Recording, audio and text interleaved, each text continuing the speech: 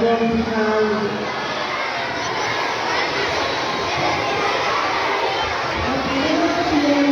Vamos a hacer la oración que Cristo nos enseñó.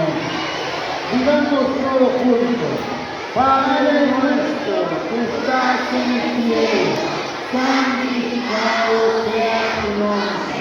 Venga a nosotros tu reino. Hágase tu voluntad en la tierra como en el cielo.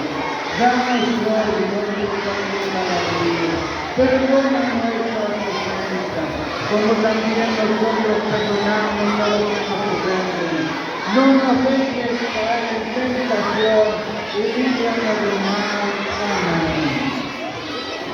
El Señor esté con ustedes y con tu espíritu.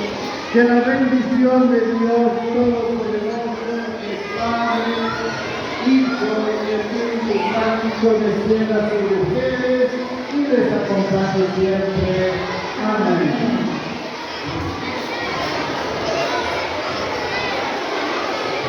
Después